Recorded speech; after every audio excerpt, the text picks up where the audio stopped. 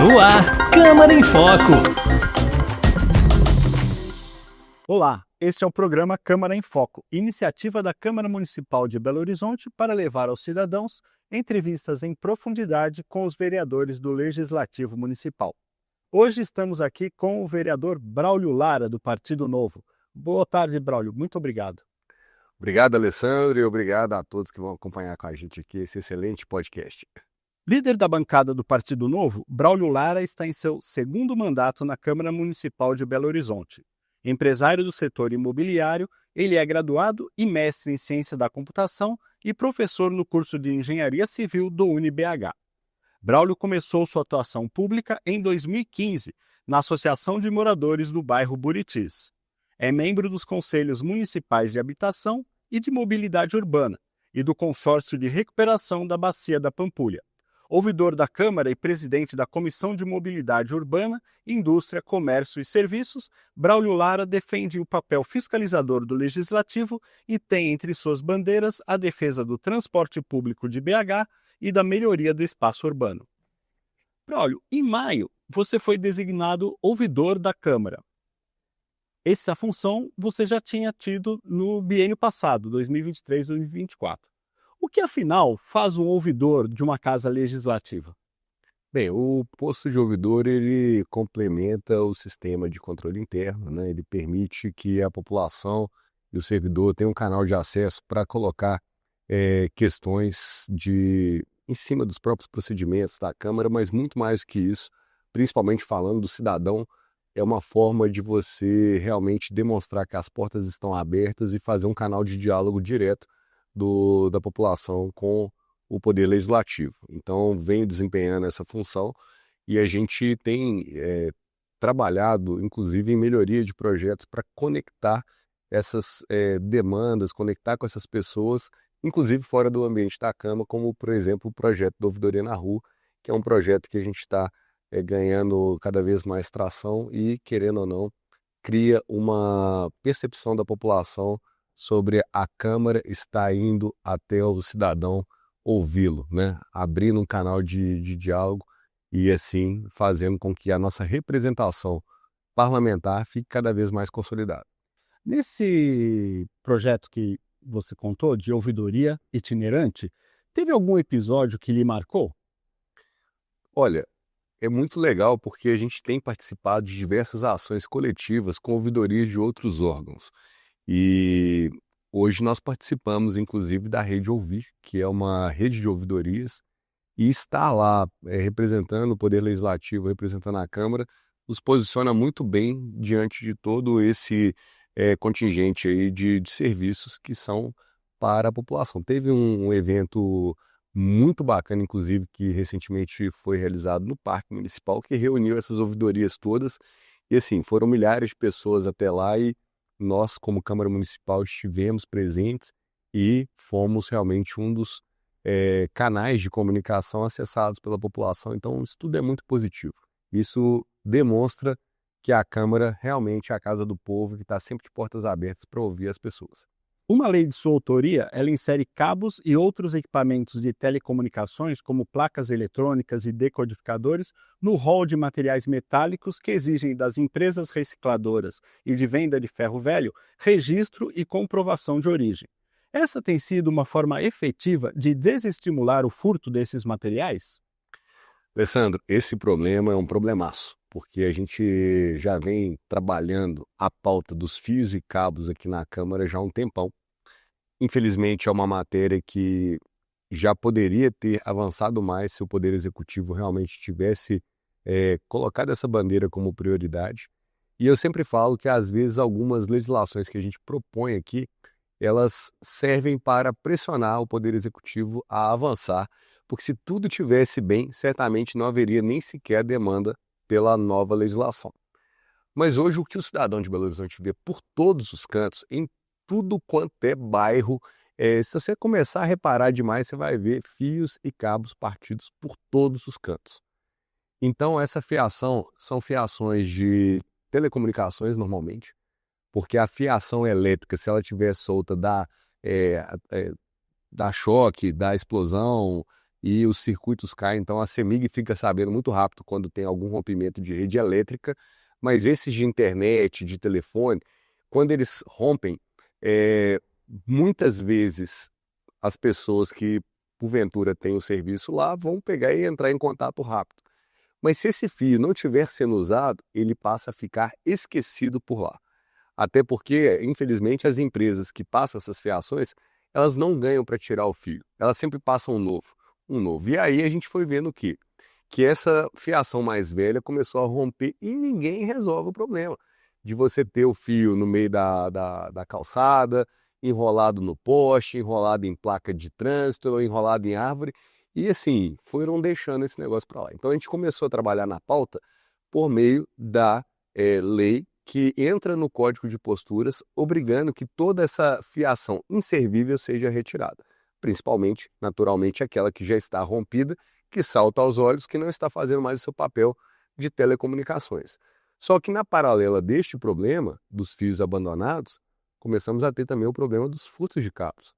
Então, com o aumento das incidências de furto de cabo, não só os de energia, mas também os de telecomunicações, essa fiação foi deteriorando mais rápido ainda. Então, quando a gente fala de endurecer as regras para que os receptadores de material furtado, né, tenham mais dificuldade de operar esse mercado clandestino, a gente entendeu como uma ação de apoio importantíssima para tentar realmente colocar ordem na casa. Nós precisamos de atuar no combate à receptação de materiais, mas também é fundamental que Belo Horizonte priorize o assunto para sanear essa rede que foi abandonada, que foi esquecida, e é preciso de uma força-tarefa que envolva prefeitura, que envolva CEMIG, que envolva empresas de telecom, para retirar toda essa fiação lixo que está abandonada em Belo Horizonte. Essa é uma das ações que a gente está fazendo em prol da pauta. Já tem mais de 4 anos que eu tenho trabalhado nesse assunto e eu espero que com a atual gestão da prefeitura a gente tenha sucesso. Uma lei sua com esse mesmo teor, ela foi aprovada em 2022, mas acabou questionada pelo município e julgada inconstitucional pelo STF. O que essa lei, esse projeto atual, ele difere do anterior para garantir a aplicabilidade? Essa foi a maior jornada de uma lei simples que deveria trazer efeitos e que, ao invés da prefeitura pegar o assunto para se empoderar e resolver o problema com um instrumento jurídico debaixo do braço, a opção da gestão anterior foi de brigar. Brigar por quê? Porque eles não queriam, né, avançar sobre o assunto. A lei foi aprovada, nós tivemos unanimidade de votação dos vereadores. O prefeito vetou o projeto de lei. Nós derrubamos o veto. E aí entramos numa guerra judicial.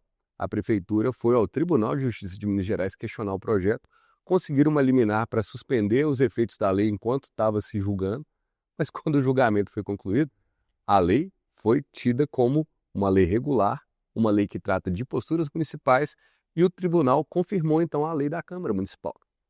Como se não bastasse, a prefeitura então vai ao STF para tentar falar que um fio partido é matéria de comunicações. Eu acho isso um grande absurdo. Infelizmente, foi uma interpretação que o STF deu e, portanto, a nova proposição que está em tramitação, ela simplesmente faz uma redação que afasta qualquer interpretação sobre comunicação. Nós estamos falando de posturas municipais, porque se Belo Horizonte tem um cabeamento aéreo, o cabeamento aéreo não só tem que atender às normas da ABNT, mas tem que obedecer ao nosso Código de Posturas, que é uma lei municipal. E se ele não está atendendo à legislação municipal, e a legislação municipal precisa de deixar mais claro ainda que uma fiação inservível ela tem que ser removida e o cidadão tem que procurar a prefeitura, a gente não vai conseguir chegar em soluções. Por isso, a nova proposição afastando qualquer dupla interpretação, porque o que a gente quer é tratar da matéria de posturas municipais e não de telecomunicações.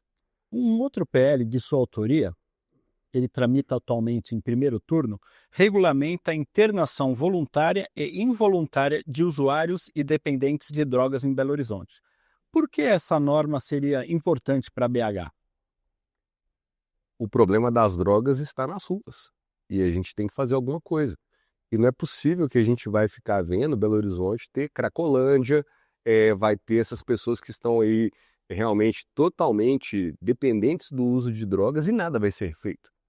Então, passou da hora de Belo Horizonte atacar de fato este problema e que se conecta muito com a questão das pessoas em situação de rua. Porque muita gente que está na rua, e diria talvez a grande maioria, chega nas ruas por causa de droga. E a gente não pode ficar inerte ao assunto. Então, é um projeto que tem uma certa polêmica, porque há quem defenda as pessoas nas ruas, que elas têm o direito de por lá ficar, mas são pessoas que infelizmente hoje não têm mais como sequer, digamos assim, ter uma autoconsciência realmente, precisam de ser tratadas, é uma questão de saúde pública e que o encaminhamento é de internação. Agora, isso logicamente tem que ser feito com toda a humanidade, com toda a responsabilidade médica, mas o que a gente está fazendo é regulamentando uma questão que já está prevista na Lei Nacional de Combate às Drogas. Essa questão da população de rua é uma questão que vem lhe preocupando bastante. Você esteve há mais ou menos um mês, em meados de junho, aqui pertinho na Praça João Pessoa, mostrando a situação daquela região que estava caótica. E um mês depois, mais ou menos, a prefeitura alugou um galpão, levou as pessoas para lá e você fez um outro vídeo mostrando como o lugar estava mais bem frequentado e estava limpo, tudo. Como o seu projeto, que tramita em primeiro turno e dispõe sobre a desobstrução de vias públicas pela prefeitura, pode ajudar em situações como essa? O primeiro ponto importante de entender é o seguinte, que o que é público é de todos. Então, independente de quem seja, do particular que seja, ele não pode se apropriar de uma área que é pública. O que a gente viu na Praça João Pessoa, e é um assunto que assim, os moradores, comerciantes da região já estavam sofrendo disso há muito tempo e pediam desesperadamente socorro, era justamente porque o espaço público foi utilizado pelo particular para que se fizesse quase que uma mega estrutura de reciclagem de material, né? Só que, além disso, tinham moradores de rua morando no local, nós tínhamos o problema do lixo, o problema das pessoas urinarem, defecarem em locais inapropriados, enfim, um horror. Não é a cidade que a gente quer. A gente quer uma cidade limpa, uma cidade organizada, uma cidade que tem espaço. Os problemas sociais precisam de ter encaminhamento. A gente sabe disso, apoiamos isso. Inclusive, eu fui um dos vereadores que mais destinei recursos no orçamento para o programa Estamos Juntos, que é um programa de reinserção de pessoas de vulnerabilidade social no mercado de trabalho. Essa ação, ela tem que estar conjugada com diversas outras. A gente falou, por exemplo, da questão de saúde, né? Nós temos questão de educação junto, nós temos questão de moradia. Então, quem não tem lugar para morar precisa de ter um lugar para morar. Existem os equipamentos da prefeitura de abrigamento, albergues. Então, como é que a gente entende Belo Horizonte, com as últimas notícias falando que está atingindo praticamente 15 mil pessoas nas ruas, e você vai no albergue, no abrigo e tem vaga? Como assim? Como então que essas estruturas estão funcionando e deixando cada vez a cidade mais suja e desorganizada? Porque, assim, a Praça João Pessoa foi um ícone muito relevante dentro da estrutura, mas a Lagoinha pede socorro, Barro Preto, região do centro, região da Savassi, e eu posso enumerar diversas outras regiões aqui que sofrem com o problema do morador de rua. Há quem na política defenda essas pessoas nas ruas, mas na minha visão o que está se criando é a verdadeira indústria da miséria. As pessoas estão, na verdade, sendo utilizadas, infelizmente, como palanque político, em vez de a gente realmente unir esforços para organizar a cidade e, ao mesmo tempo, recuperar a trajetória de uma vida digna dessas pessoas que, infelizmente, acabam sofrendo diversos efeitos da nossa sociedade, mas que também precisam de ter um encaminhamento real e não um blá blá blá sem fim que não leva a lugar nenhum.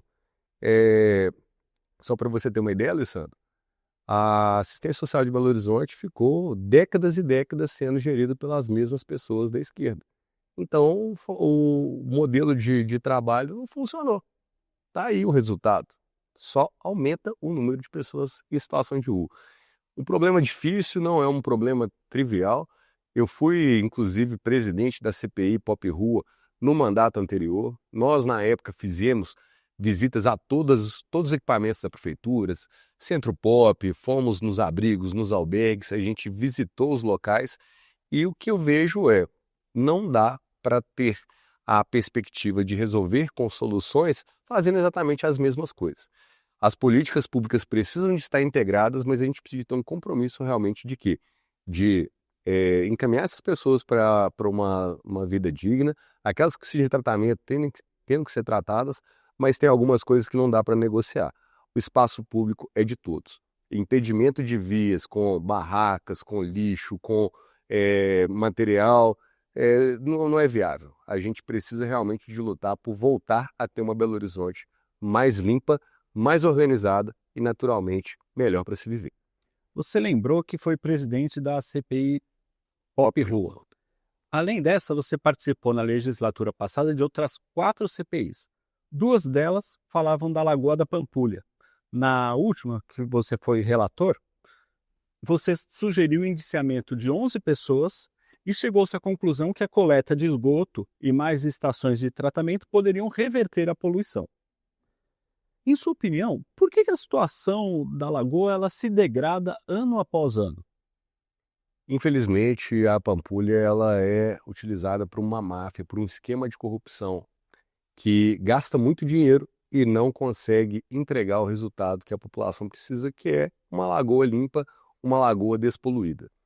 Nós trabalhamos pesado em cima da CPI e, só para vocês terem uma ideia, nos últimos 10, 12 anos, o volume de dinheiro que já se gastou na Lagoa da Pampulha ultrapassa a casa de 1,4 bilhões de reais. E a lagoa ainda não está resolvida. A nossa Lagoa da Pampulha, se você for no lado pobre dela, que é o lado oeste, que é ali naquela região da Enseada das Garças, é o lado ali indo em direção ao Céu Azul, os afluentes carregam lixo e esgoto para dentro da lagoa. E até hoje, com esse dinheirão todo, por que isso não foi bloqueado? E aí começa um jogo de empurra. Porque na verdade fulano é que devia ter feito, fulano que deveria ter sido feito, mas o fato é, o dinheiro sai do bolso do cidadão de Belo Horizonte. Quem paga essa conta hoje é o imposto arrecadado do cidadão de Belo Horizonte. E várias irregularidades foram vistas, inclusive na questão não só de remoção de desassoreamento da lagoa, que é um absurdo. O desassoreamento da Lagoa da Pampulha implicou no aterramento da Lagoa da Pampulha. Os contratos que foram feitos para tirar material de dentro da lagoa abandonaram uma estrada no meio da Lagoa da Pampulha, que é um bem tombado mundialmente. Na verdade, em termos de proteção jurídica, a nossa Lagoa da Pampulha não tem mais o que ter. Ela é tombada no âmbito municipal, ela é tombada no âmbito estadual, ela é tombada no âmbito federal e ela tem o reconhecimento da Unesco. E o tombamento não é só as unidades arquitetônicas, né, do Niemeyer, o conjunto arquitetônico da lagoa. A lagoa ela é tombada na orla inteira e no seu espelho d'água. Então você imagina a prefeitura contratar um serviço de desassoreamento e jogar mais de 5.000 caminhões de pedra lá dentro e abandonar aquilo tudo. Isso é o desassoreamento, que inclusive é uma matéria que o Ministério Público Federal já está atuando. Então, depois da CPI, esses materiais já estão servindo e fundamentando ações do próprio Ministério Público Federal. Na questão do tratamento das águas é outro problema. A gente tinha um contrato que era na casa de 15 milhões de reais ano e na última renovação da prefeitura eles passaram para 22,5, ou seja, praticamente 50% de aumento no custo da operação de jogar remédio na Lagoa da Pampulha e não resolver. Só que a CPI foi a fundo. A gente verificou todos os ensaios de laboratório, a gente escutou especialistas e a gente viu as incongruências dos relatórios, dos dados. Então, tudo isso ficou muito evidente e por isso, sim, vários foram indiciados. Mas foi um assunto que, mais uma vez, foi politizado, porque realmente quem estava preocupado e querendo proteger esse esquema dentro de Belo Horizonte ficou extremamente incomodado, tentaram abafar a CPI, tentaram puxar meu tapete e fizeram de tudo, mas agora o nosso papel enquanto vereadores, que estamos numa linha de fiscalização, foi concluído. O vereador, numa CPI, ele não é juiz, ele não é promotor. Ele é um parlamentar que busca apresentar os indícios que ele observou ao longo das investigações. Quem tem que fazer esse papel de averiguar, prestar acusações, denunciar e mais tarde julgar é o Poder Judiciário a partir de uma ação do Ministério Público. Então nós fizemos a nossa parte e agora eu espero que não só isso seja devidamente apurado, mas que as gestões, né, a gestão atual priorize a Lagoa da Pampulha, porque o que não dá é para jogar dinheiro fora. Eu falo que o dinheiro, infelizmente, na Lagoa da Pampulha escorre pelo ralo. A gente precisa de priorizar a nossa lagoa, porque é a maior joia de Belo Horizonte. É o nosso principal cartão postal. E me dói o coração fazer o caminhamento em toda a orla lá e ver que a foto perto da igrejinha da Pampulha mascara muitas atrocidades que acontecem ali próximo da região do zoológico. Você é um dos autores do projeto que altera o Estatuto da Guarda Municipal de Belo Horizonte. A ideia é que os guardas eles possam andar 100% armados e que realizem policiamento ostensivo e façam prisões em flagrante. Por que essa mudança é importante para a segurança da cidade? Pergunta para a população. Hoje o assunto que mais toca em todo mundo é segurança. E a gente agora, tendo a possibilidade de reforçar a atuação da nossa Guarda Municipal, é dever nosso fazer. Então, a possibilidade da Guarda ser totalmente armada, de poder realmente atuar dentro do conjunto das forças de segurança, é fundamental para trazer mais sossego e paz para o Belo Horizontino. Você destinou via emendas impositivas R$ 500 mil no orçamento de 2025 para a implantação de motofaixas em BH. São aquelas faixas exclusivas para moto. Preferenciais. O que o motivou a investir nessa pauta? Você, inclusive, é motoqueiro, né? Ele dirige moto. Eu sou motociclista. Eu conheci essa motofaixa em São Paulo quando tinham acabado de implantar e falei, cara, é isso que já tinha que acontecer há muito tempo. Porque o corredor de motos, ele já existe no dia a dia. E a gente vê, infelizmente, uma quantidade muito grande de acidentes, né, no trânsito. O nosso trânsito é muito violento. Então, qualquer ação que pode dar mais segurança para o motociclista, para o trabalhador que está ali no dia a dia das motos, para o motorista, a gente tem que fazer. E lá atrás, quando São Paulo fez, e coincidentemente eu tinha ido a uma viagem e vi a implantação, não tinha nem um mês. Eu trouxe para a nossa cidade por meio de audiências públicas e isso não caminhou. Mas na época, a própria BH Trans ficou questionando muito sobre a efetividade do processo e tinha que esperar. Então, assim, nós esperamos. Passaram-se 2 anos e tudo o que foi visto em São Paulo foi diminuição de acidentes, melhoria na questão, obviamente, da segurança do tráfego e ampliação da rede de motofaixas dentro do sistema viário da cidade. A gente viu outras cidades começando a implementar. E por que Belo Horizonte vai ficar para trás? Não dá para ficar para trás. E por isso, para garantir que a motofaixa seja uma realidade, eu fiz o encaminhamento de emenda impositiva. Então, nesse orçamento de 2025, a verba de R$ 500 mil está lá alocado, mas a própria CDL, que tem um projeto sensacional que chama Antisseguro, participou das audiências nossas de indicação popular e R$ 400 mil também foi alocado no orçamento por meio da comissão para essa atividade. Então, eu tenho certeza que em 2025 nós vamos ver a motofaixa funcionando aí em Belo Horizonte. Você acha mesmo que esse ano essa mudança vai acontecer? Eu tenho convicção e até porque o prefeito já sinalizou de forma positiva para essa implementação. Como presidente da Comissão de Mobilidade Urbana, qual você acredita que é o principal desafio do colegiado nesse biênio 2025-2026? Bem, a Câmara ela tem como objetivo dela, na verdade, trazer as matérias, né? Discutir as matérias, as proposições e fazer a cidade avançar. Essa legislatura tem 2 assuntos que eu diria que são assim, fundamentais para a gente avançar com relação à nossa cidade. O primeiro deles é a discussão do novo contrato de ônibus, que tem que se dar até o ano de 2028, porque a concessão começou em 2008, então ela vence em 2028. Para a gente chegar maduro em 2028, as discussões têm que acontecer assim como já estão acontecendo dentro da nossa Câmara. Esse assunto eu acho prioritário. E o segundo assunto é a questão da ocupação do espaço urbano, que é o plano diretor.